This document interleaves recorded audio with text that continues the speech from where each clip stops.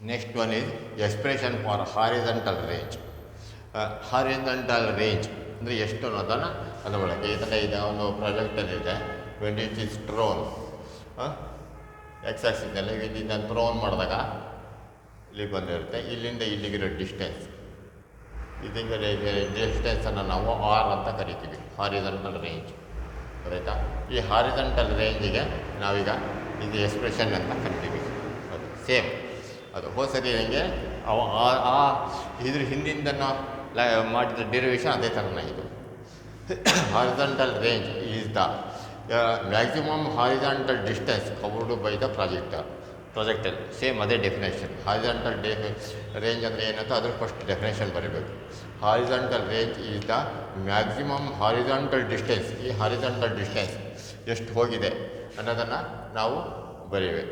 ಇದನ್ನು ಇಲ್ಲಿಂದ ಇಲ್ಲಿಗೆ ಈ ಆರಿಜಿನ್ ಓ ಇಂದ ಇಲ್ಲಿಗೆ ಅಂದರೆ ಏನು ಹಾರಿಜಾಂಟಲ್ ರೇಂಜ್ ಅಂದರೆ ಆರ್ ಅಂದರೆ ಏನಂದರೆ horizontal component of the velocity, ಇದರದ್ದು component of the velocity into time taken. Time ಇದು ನಾವು ಮಲ್ಟಿಪ್ಲೈ ಮಾಡಿದಾಗ ನಮಗೆ ಹಾರಿಜಾಂಟಲ್ ರೇಂಜ್ ಅಂದರೆ ಎಷ್ಟು ಡಿಸ್ಟೆನ್ಸ್ ಬರುತ್ತೆ. ಡಿಸ್ಟೆನ್ಸ್ ಅಂದರೆ ವೆಲಾಸಿಟಿ ಇಂಟು ಟೈಮ್. ಅಂದರೆ ವೆಲಾಸಿಟಿ ಅಂದರೆ ಏನು horizontal component of the velocity into time.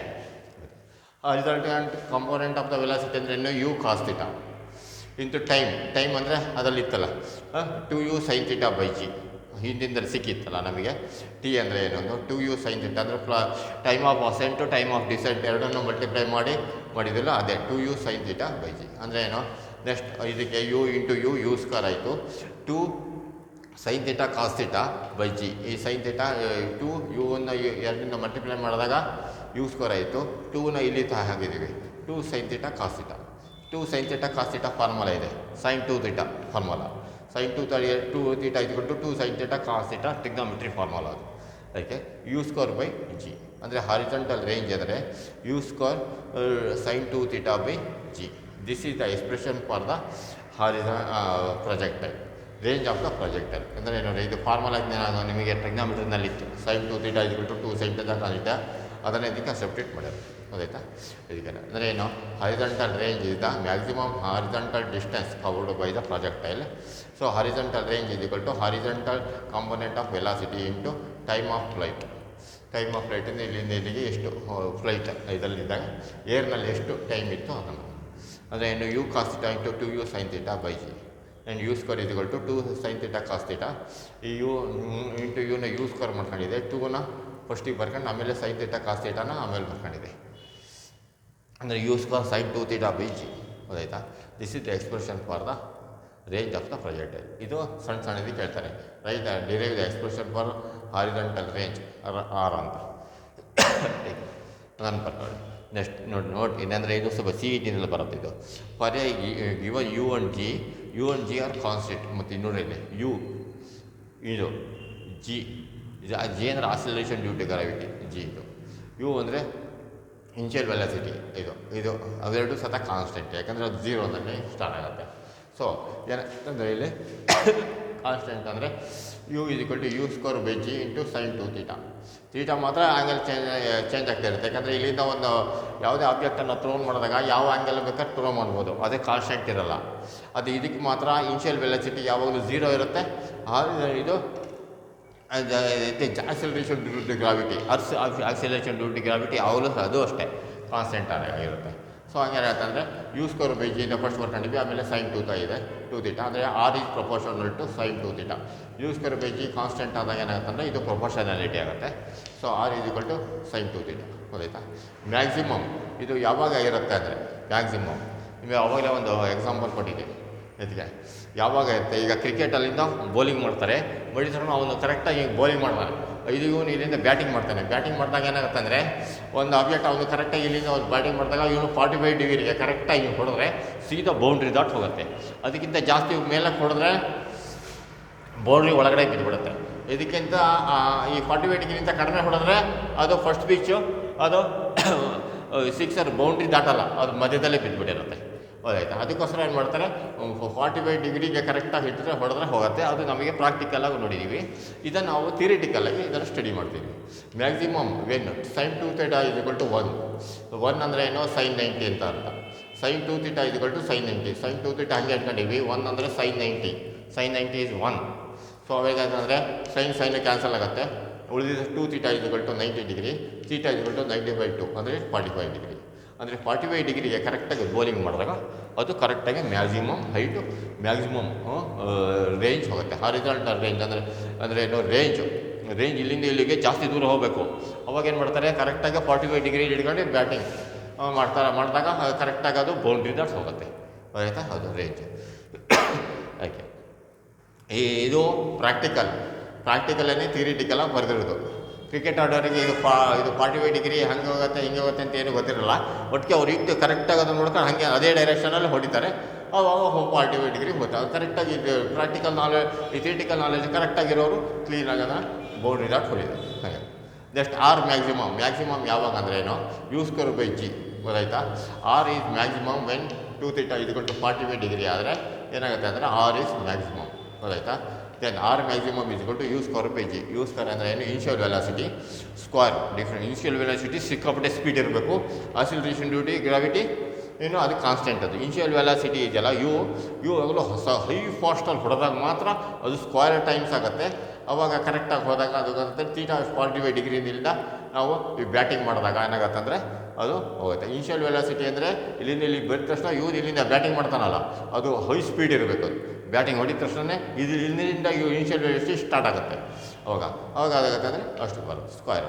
ಅಂದರೆ therefore range of the projectile becomes maximum when the angle of the projection is 45 degree. ಈ 45 ಡಿಗ್ರಿ ಇತ್ತು ಅಂದರೆ ಅದಾಗುತ್ತೆ. ಅದಷ್ಟೇ ನಾವು ಇದು ಒಂದು ಚಾಕ್ ಪೀಸನ್ನು ಹಿಂಗೆ ಹಾಕ್ತೀವಿ, ಹಿಂಗೆ ಹೊಡೆದ್ರೆ ಸ್ಟ್ರೈಟು ಸೀದಾ ಹೋಗಿ ಕೆಳಗಡೆ ಬಿದ್ದುಬಿಡುತ್ತೆ. ಸ್ವಲ್ಪ ಇದಕ್ಕೆ 45 ಡಿಗ್ರಿ ಹಿಂಗೆ ಹೊಡೆದ್ರೆ ಮ್ಯಾಕ್ಸಿಮಮ್ ರೇಂಜ್ ಹೋಗುತ್ತೆ.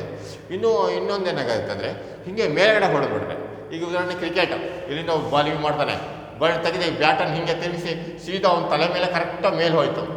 ಅವಾಗ ಏನಾಗುತ್ತೆ ಅಂದರೆ ಸೀದಾ ಅವನ ತಲೆ ಮೇಲೆ ಬೀಳುತ್ತೆ, ಅವನು ಔಟ್ ಆಗ್ತಾನೆ. ಅಂದರೆ ಏನು ಮಿನಿಮಮ್ ಈ ಆ್ಯಂಗಲ್ ಆಫ್ ಪ್ರೊಜೆಕ್ಷನ್ನು 90 ಡಿಗ್ರಿ ಇತ್ತು ಅಂದರೆ ಅದು ಆಗುತ್ತೆ. ಅಂದರೆ range is minimum when theta is equals to 90 degree. Theta degree ಅಂದರೆ ರೇಂಜ್ ಇಲ್ಲಿಂದ ಇಲ್ಲಿಗೆ ದೂರ ಎಷ್ಟು ಹೋಗುತ್ತೆ ನೋಡೋಣ ಅಂತ ಕರೆಕ್ಟಾಗಿ 90 ಡಿಗ್ರಿಗೆ ಮೇಲ್ಗಡೆ ಹೊಡೆದ್ರೆ ಅದು ವಾಪಸ್ ಕೆಳಗಡೆ ಬಂದು ಬಿದ್ದಿರುತ್ತೆ. ಗೊತ್ತಾಯ್ತಾ? ಹಂಗಾಗಿ ಅಂದರೆ range is minimum when theta is equals to 90 degree. ಅವಾಗೆಲ್ಲ ಒಂದು ಎಕ್ಸಾಂಪಲ್ ಕೊಟ್ಟಿದ್ದೆ. ಕ್ರಿಕೆಟ್ ಬೌಲಿಂಗ್ ಮಾಡ್ತಾರೆ, ಕರೆಕ್ಟಾಗಿ 45 ಡಿಗ್ರಿ ಹಿಡಿದ್ರೆ ಫುಲ್ಲು ರೇಂಜು ದೂರ ಹೋಗಿರುತ್ತೆ. ಕರೆಕ್ಟಾಗಿ ಅದನ್ನು 90 ಡಿಗ್ರಿ ಮೇಲ್ಗಡೆ ಅದನ್ನು ಸಬ್ಟೆಂಡ್ ಮಾಡಿದ್ರೆ ಅದು ವಾಪಸ್ ಅವನ ತಲೆ ಮೇಲೆ ಬೀಳುತ್ತೆ, ಅವನೇ ಔಟ್ ಆಗ್ತಾನೆ. ಅಂದರೆ ಮಿನಿಮಮ್ ರೇಂಜು ಅವನು ಯಾವ ರನ್ನೂ ಹೊಡೆಯೋಕ್ಕಾಗಲ್ಲ. ಗೊತ್ತಾಯ್ತಾ? ಅದು ಆಗುತ್ತೆ. ಗೊತ್ತಾಯ್ತಾ? ನೆಕ್ಸ್ಟ್ ಇದು ಮತ್ತೊಂದು ಸರಿ ನಾನು ಹೇಳ್ತೀನಿ. ಈಗ ಹಾರಿಜಾಂಟಲ್ ರೇಂಜ್ ಅಂದರೆ ಇದು ನೋಟ್ ಅಂದರೆ ಏನು, for a given u on g R constant. So R is equal to u square by g equal to sine 2 theta. R is proportional to sine 2 theta. ಅಂದರೆ maximum when sine 2 theta equal to 1 ಅಂದರೆ sine 2 theta equal to sine theta by 2 theta equal to 90 degree. Theta equal to 90/2 ಅಂದರೆ 45 degree. Then R maximum equal to u square by g. ಅಂದರೆ range of the projectile becomes maximum when the angle of the projection is 45 degree. ಇದು CET-ನಲ್ಲಿ ಭಾಳ ಕೇಳ್ತಾರೆ. ಆಯಿತಾ? What is the angle of projection to become a maximum range ಅಂತ ಹೇಳ್ತಾರೆ. ಅವಾಗ ಏನಾಗುತ್ತೆ, angle of projection is 45 degree ಅಂತ ಬರಬೇಕು. ಮಿನಿಮಮ್ ಅಂದರೆ ಇದು ಎಷ್ಟು, ಗೊತ್ತಾಯ್ತಾ? ಹಂಗಾಗುತ್ತೆ. ಅದನ್ನು ಕ್ಲೀನಾಗಿ ಮಾಡೋದು. Range is maximum. ಇದನ್ನು ಕರೆಕ್ಟಾಗಿ ಡ್ಯೂರೇಷನ್ ಕೇಳಬೇಕು. ಇಲ್ಲಿಂದ ಇಲ್ಲಿವರೆಗೆ ಒಂದು ಮೆಮೊರೈಸಿಂಗ್ ಪಾರ್ಟ್. ಆಮೇಲೆ ಅದನ್ನು ಮತ್ತೊಂದು ಸರಿ ಮೆಮೊರೈಸಿಂಗ್ ಪಾರ್ಟಲ್ಲಿ ಇದರದ್ದೆಲ್ಲ ಹೇಳ್ತೀವಿ. Next heading is uniform circular motion. Uniform circular motion ಅಂದರೆ ನಿಮಗೆ ಇದಕ್ಕೆಲ್ಲ ನಿಮಗೆ ಕೆಲವೊಂದು ಇರಬೇಕು. ಯೂನಿಫಾರ್ಮ್ ಸರ್ಕ್ಯುಲರ್ ತಿರುಗೋದು, ಒಂದು ವೀಲು ಚಕ್ರ, ಸೈಕಲ್ ಚಕ್ರ ತಿರುಗ್ತಾ ಇರುತ್ತೆ. ಒಂದೇ ಸರಿ ರೌಂಡ್ ಹೊಡೆಯುತ್ತೆ. ಗೊತ್ತಾಯ್ತಾ? ಕ್ಲೀನಾಗಿಂದ ರೌಂಡ್ ಹೊಡಿತಾ ಇರುತ್ತೆ. ಅದಕ್ಕೆ ಯೂನಿಫಾರ್ಮ್ ಸರ್ಕ್ಯುಲರ್ ಮೋಷನ್ ಅಂತ ಕರೀತಾರೆ. ಯೂನಿಫಾರ್ಮ್ ಸರ್ಕ್ಯುಲರ್ ಮೋಷನ್ ಅಂದರೆ ಸರ್ಕ್ಯುಲರ್, ಗೊತ್ತಾಯ್ತಾ? Motion along A circular path is called uniform circular motion ನೋಡ್ರಿ, ಒಂದು ಸೆಂಟರ್ ಇರುತ್ತೆ, ಸುತ್ತಲೂ ಇದಕ್ಕೆ ತಿರುಗ್ತಾ ಇರುತ್ತೆ. ಇದಕ್ಕೆ ಇನ್ನೂ ಎಕ್ಸಾಂಪಲ್ಗಳೇನೆ ಅಂದರೆ, ಒಂದು ಕಲ್ಲನ್ನು ದಾರದಲ್ಲಿ ಕಲ್ಲು ಕಟ್ತಾರೆ, ಕಲ್ಲನ್ನು ಹಿಂಗೆ ತಿರುಗಿಸ್ತಾ ಇರ್ತಾರೆ, ಅದು ಯೂನಿಫಾರ್ಮ್ ಸರ್ಕ್ಯುಲರ್ ಮೋಷನ್. ಅದೇ ಥರದ್ದು ಇನ್ನೂ ತುಂಬ ಇದೆ. ಇದಕ್ಕೆಲ್ಲ ಒಂದು ವೀಲ್ ಯಾವುದೇ ವೀಲ್ ಆಗಲಿ ತಿರುಗ್ತಾ ಇರುತ್ತೆ. ಆಕ್ಸಿಸ್ ಮಧ್ಯದಲ್ಲಿರುತ್ತೆ. ಕಾರ್ ವೀಲು ಯಾವುದೇ ವೀಲ್ ಇರುತ್ತೆ, ಮಧ್ಯೆ ಇರುತ್ತೆ. ಇದ್ರ ಸುತ್ತಲೂ ಸಿಗುತ್ತೆ. ಸೈಕಲ್ ಇದು ಟೈರು ಸುತ್ತಲೂ ಹಿಂಗೆ ತಿರುಗ್ತಾ ಇರುತ್ತೆ. ಅದು ಯೂನಿಫಾರ್ಮ್ ಸರ್ಕ್ಯುಲರ್ ಮೋಷನ್. ಇದಕ್ಕೆ ಇನ್ನೂ ತುಂಬ ಎಕ್ಸಾಮ್ಗಳೆಲ್ಲ ಇದ್ದಾವೆ, ಗೊತ್ತಾಯ್ತಾ. ಅದಕ್ಕೆ ಯೂನಿಫಾರ್ಮ್ ಸರ್ಕ್ಯುಲರ್ ಮೋಷನ್ ಅಂತಾನೆ. ಯಾವುದೇ ಆಬ್ಜೆಕ್ಟು ಒಂದು ಆಬ್ಜೆಕ್ಟ್ ಇರುತ್ತೆ, ಅದು ಸುತ್ತಲೂ ಸುತ್ತುತ್ತಾ ಇರುತ್ತೆ, ಅದಕ್ಕೆ ಅದು ಯೂನಿಫಾರ್ಮ್ ಸರ್ಕ್ಯುಲರ್ ಮೋಷನ್. ಸರ್ಕ್ಯುಲರ್ ಶೇಪಲ್ಲಿ ಇರಬೇಕು ಅದು, ಮತ್ತು ರೆಕ್ಟಾಂಗಲ್ ಶೇಪಲ್ಲಿ ಈ ಶೇಪಲ್ಲೆಲ್ಲ ಇರೋಂಗಿಲ್ಲ. ಇಲ್ಲಿ ಸೆಂಟರ್ ಇದೆ ಸರ್, ಇಲ್ಲಿಂದ ಹೋಗುತ್ತೆ, ಈ ರೀತಿ ಬರುತ್ತೆ, ಈ ರೀತಿ ರೌಂಡ್ ಹೊಡೆಯುತ್ತೆ ಅಂತ ಹೇಳೋಂಗಿಲ್ಲ. ಸರ್ಕ್ಯುಲ್ ಫುಲ್ಲು ಪರ್ಫೆಕ್ಟಾಗಿ ಸರ್ಕ್ಯುಲರ್ ಶೇಪ್ ಇರಬೇಕು, ಅದು uniform circular motion. You can give another example. ಇನ್ನು ತುಂಬ ಎಕ್ಸಾಂಪಲ್ಗಳೆಲ್ಲ ಇದ್ದಾವೆ uniform circular ಮೋಷನ್ಗೆ.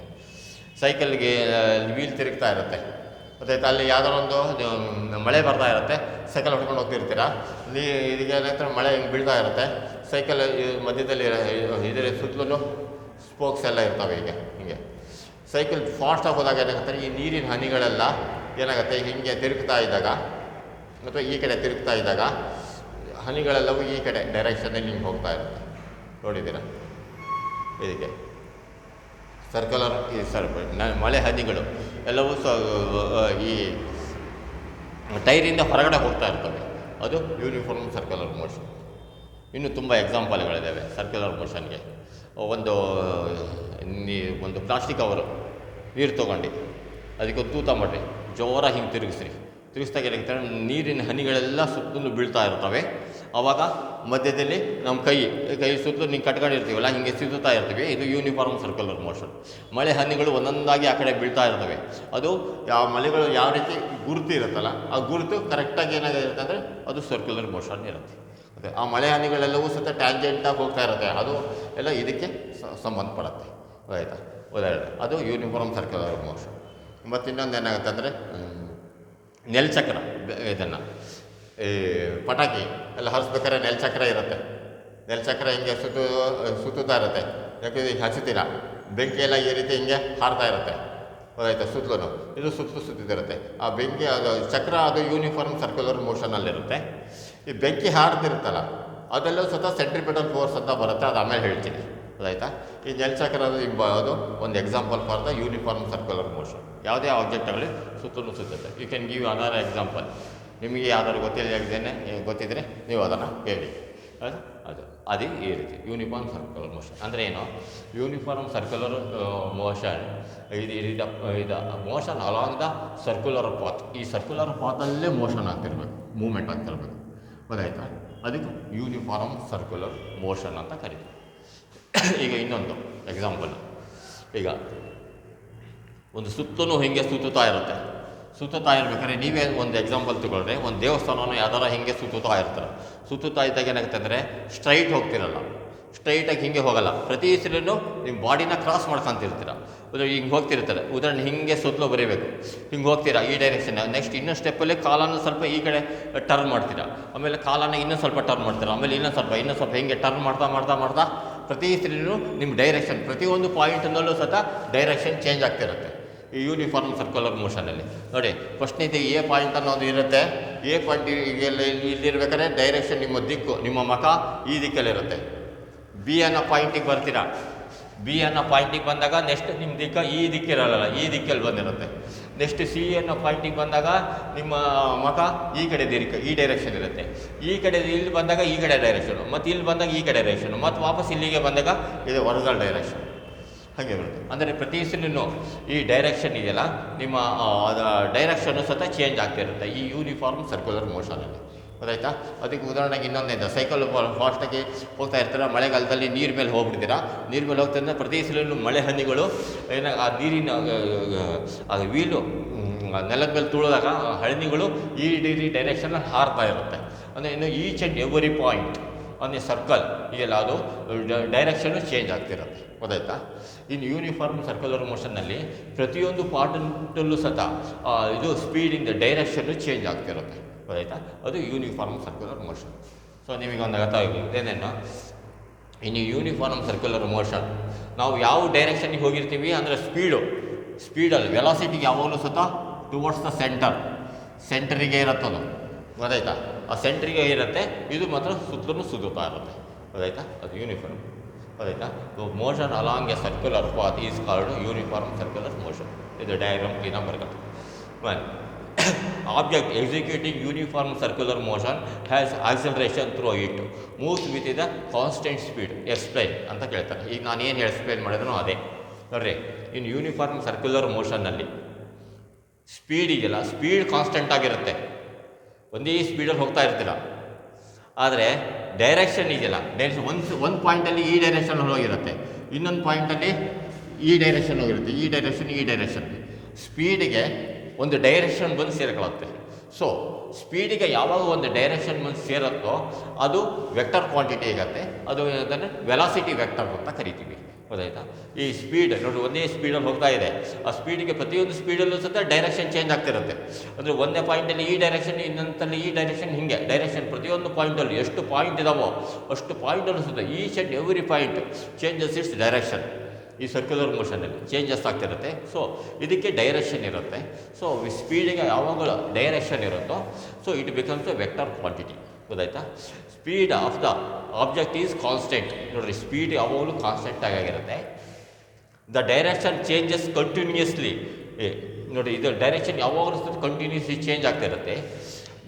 Therefore the object has acceleration. ಯಾವಾಗ ನೋಡಿರಿ, ಪ್ರತಿ ಸರಿನೂ ಸಹ ಡೈರೆಕ್ಷನ್ ಚೇಂಜ್ ಆಗ್ತಾ ಇರುತ್ತೆ, ಡೈರೆಕ್ಷನ್ ಇರುತ್ತೆ. ಸೊ ಅವಾಗ ಏನಾಗುತ್ತೆ ಅಂದರೆ ಪ್ರತಿ ಸಲ ನೀವು ಇದೇ ರೀತಿ ಡೈರೆಕ್ಷನ್ ಹೋಗ್ತಾ ಇರೋಲ್ಲ, ಪ್ರತಿ ಸಲ ಚೇಂಜ್ ಆಗ್ತಿರ್ತೀರ. ಅವಾಗ ಆಕ್ಸಲರೇಷನ್ ಇದೆಯಲ್ಲ, ಆಕ್ಸಲರೇಷನ್ನು ಸಹ ಚೇಂಜ್ ಆಗುತ್ತೆ, ಪ್ರತಿ ಸಲೂ ಹೋಗ್ತಾ ಇರುತ್ತೆ. ಉದಾಹರಣೆಗೆ ಇನ್ನೊಂದು ಇರುತ್ತೆ, ಈ ಗ್ಲೋಬಲ್ಲಿ ಸರ್ಕಸ್ನಲ್ಲೆಲ್ಲ ಏನು ಮಾಡ್ತಾರೆ, ಒಂದು ದೊಡ್ಡದೊಂದು ಗ್ಲೋಬ್ ಇರುತ್ತೆ. ಇದಕ್ಕೆ ಗ್ಲೋಬ್ ಹಿಂಗಿರುತ್ತೆ, ಫುಲ್ ಹಿಂಗೆ ಸರ್ಕಲ್ ಇರುತ್ತೆ. ಮಧ್ಯದಲ್ಲಿ ಏನು ಮಾಡ್ತಾನೆ, ಬೈಕ್ ಓಡಿಸೋನು ಇಲ್ಲಿಂದ ಓಡಿಸ್ತಾ ಇರ್ತಾನೆ, ಹಿಂಗೆ ಓಡಿಸಿ ಹಿಂಗೆ ಫುಲ್ಲು ಸರ್ಕ್ಯುಲರ್ ಶೇಪಲ್ಲಿ ಬರ್ತಿರ್ತಾನೆ. ಬರ್ಕೊಂಡು ಒಂದ್ಸರಿ ಹಿಂಗೆ ಬರ್ತಾನೆ. ಗೊತ್ತಾಯ್ತಾ? ಒಂದು ಟೈಮ್ ಹಿಂಗೆ ಒಂದ್ಸರಿ ಈ ಕಡೆ ಹಿಂಗೇನೂ ಓಡಿಸ್ತಿರ್ತಾನೆ, ಆಮೇಲೆ ಒಂದ್ಸರಿ ಹಿಂಗೇನೂ ಓಡಿಸ್ತಿರ್ತಾನೆ. ಅವನು ಬೈಕ್ ಓಡಿಸ್ತಾ ಇರ್ಬೇಕಾದ್ರೆ ಯಾವಾಗಲೂ ಸಹ ಆಕ್ಸಿಲರೇಷನ್ ಕೊಡ್ತಾನೆ ಇರಬೇಕು. ಅವನು ಆಕ್ಸಿಲರೇಷನ್ ಕೊಡ್ತಾ ನಿಲ್ಲಿಸ್ಬಿಟ್ಟ ಅಂದರೆ ಸಾಕು, ಬೈಕ್ ದವಕನೆ ಬಿದ್ದುಬಿಡ್ತಾನೆ ಕೆಳಗಡೆ, ಇಲ್ಲಾಂದರೆ ಆಕ್ಸಿಲರೇಷನು ಹೋಗ್ತಿರುತ್ತೆ. ಗೊತ್ತಾಯ್ತಾ?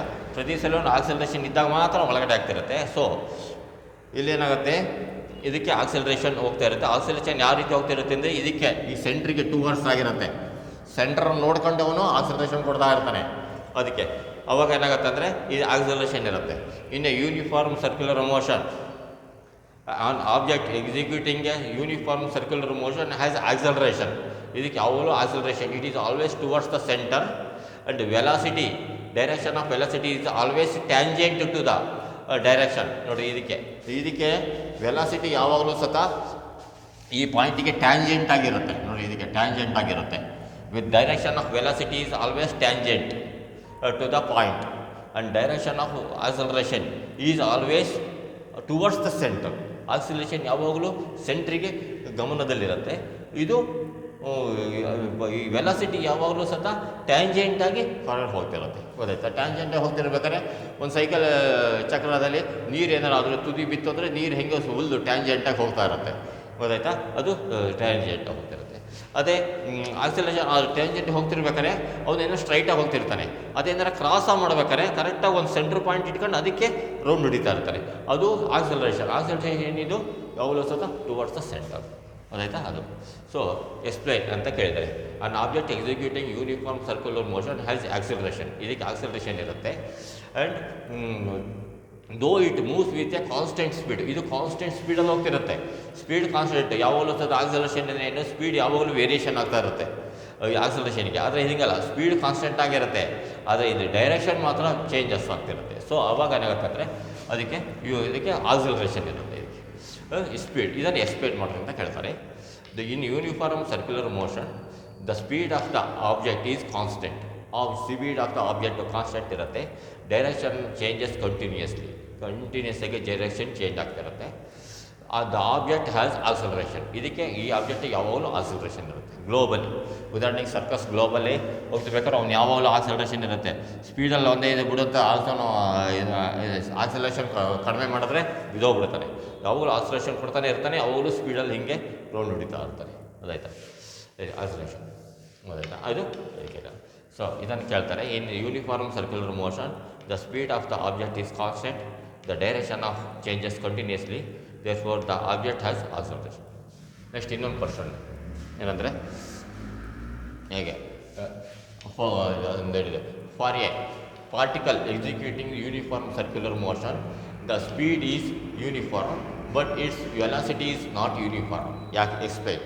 ಇದ್ರ ವೆಲಾಸಿಟಿ ಯಾವಾಗಲೂ ಯೂನಿಫಾರ್ಮ್ ಇರಲ್ಲ, ಸ್ಪೀಡ್ ಯಾವಾಗಲೂ ಒಂದೇ ಯೂನಿಫಾರ್ಮ್ ಇರುತ್ತೆ.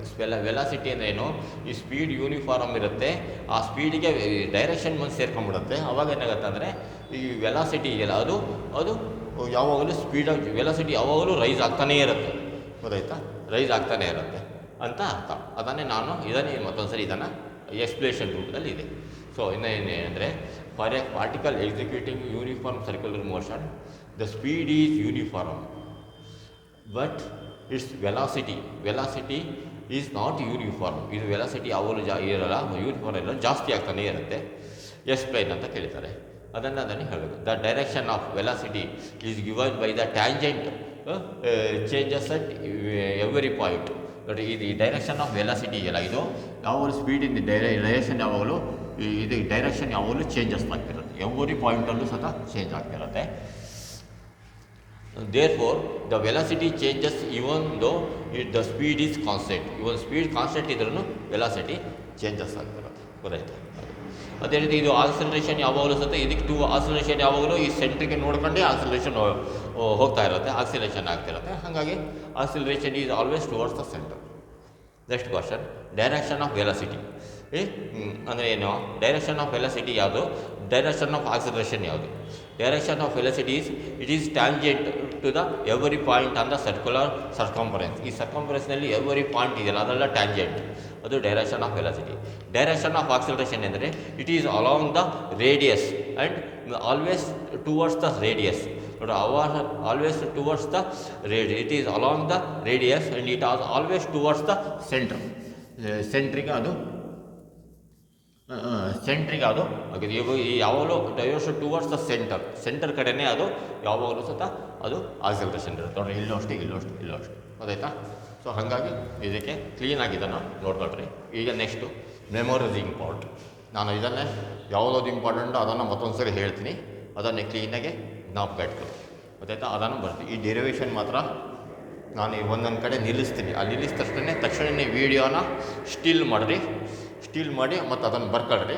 ಆಮೇಲೆ 3 ಸರಿ ನಾನು ಹೇಳಾದ್ಮೇಲೆ ಮತ್ತೊಂದು ಸರಿ ಅದನ್ನು ಕಂಟಿನ್ಯೂ ಮಾಡಿ ನಾನು ಯಾವಾಗ 3 ಸರಿ ಹೇಳೋದನ್ನು ನಿಲ್ಲಿಸ್ತೀನೋ ಅವಾಗ ತಕ್ಷಣವೇ ಸ್ಟಿಲ್ನ ಮಾಡಿ ಮತ್ತು ಅದನ್ನು ಬರ್ಕೊಳ್ರಿ. ಆವಾಗಲೇ ನೀವು ಇದನ್ನೆಲ್ಲ ಕಲಿಬೋದು, ಗೊತ್ತಾಯ್ತಾ?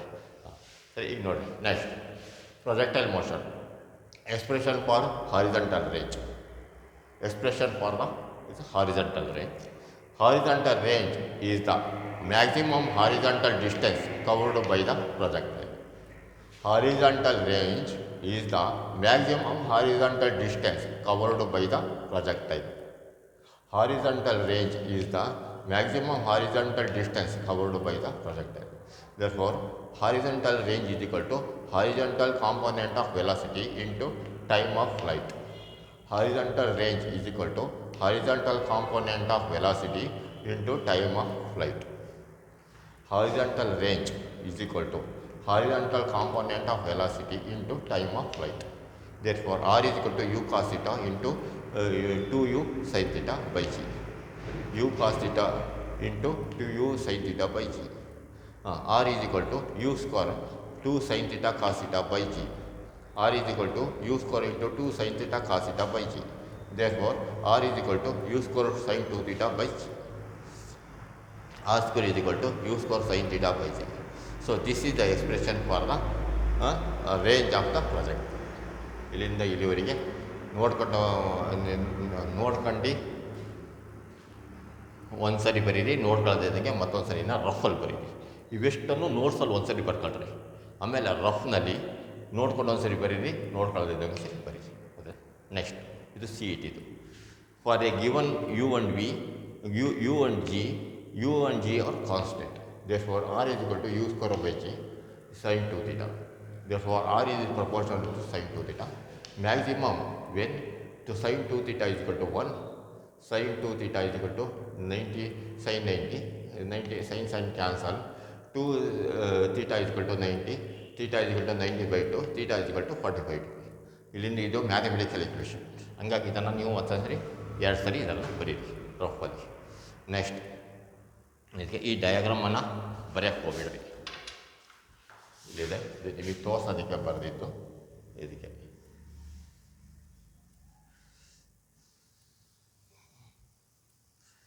Okay, next The range of the projectile becomes maximum when the angle of projection is 45 degree. The range of the projectile becomes maximum when the angle of projection is 45 degree. The range of the projectile becomes maximum when the angle of projection is 45 degree. The second one, range is maximum when theta is equal to 90 degree. Range is minimum when theta is equal to 90 degree. Range is minimum when theta is equal to 90 degree. That's all. ಇಲ್ಲಿಂದ ಇಲ್ಲಿವರಿ ಆಯಿತು. ಹೌದಾ? ಇದನ್ನು ಕರೆಕ್ಟಾಗಿ ನೀವು ನೋಟ್ಸಲ್ಲಿ ಒಂದು ಸರಿ ಬರೀರಿ, ಆಮೇಲೆ ರಫಲ್ಲಿ 2 ಸರಿ ಬರೀರಿ. ಹೌದಾ? ಕ್ಲೀನಾಗಿ ಅವ ನಿಮ್ಗೆ ಜ್ಞಾಪ ಇರುತ್ತೆ. Next one is uniform circular motion. Next topic ಅದು ಪ್ರೊಜೆಕ್ಟೈಲ್ ಮೋಷನ್ ಮುಗೀತು. ನೆಕ್ಸ್ಟ್ ಈಗ uniform circular motion. What is uniform circular motion? Motion along a circular path is called uniform circular motion. Motion along a circular path is called uniform circular motion. Motion along a circular path is called uniform circular motion. Next ಈ diagram ಬರೀರಿ. ಈಗ next one is an object executing uniform circular motion has acceleration though it moves with a constant speed s pi. The uniform circular motion in the speed of the object is constant, the direction changes continuously, therefore the object has acceleration. In uniform circular motion, the speed of the object is constant, the direction changes continuously, therefore the object has acceleration. In uniform circular motion, the speed of the object is constant, the direction changes continuously, therefore the object has acceleration. Next question. For a particle executing uniform circular motion, the speed is uniform but its velocity is not uniform. Explain. For a particle executing uniform circular motion, the speed is uniform but its velocity is not uniform. Explain. The direction of velocity is given by the tangent changes at every point. The direction of velocity is given by the tangent changes at every point. The direction of velocity is given by the tangent changes at every point. Therefore, the velocity changes even though the speed is constant. Therefore, the velocity changes even though the speed is constant. Therefore, the velocity changes even though the speed is constant. Next, ಈ diagram clean ಆಗಿ ಬರ್ಕೊಳ್ತೇವೆ.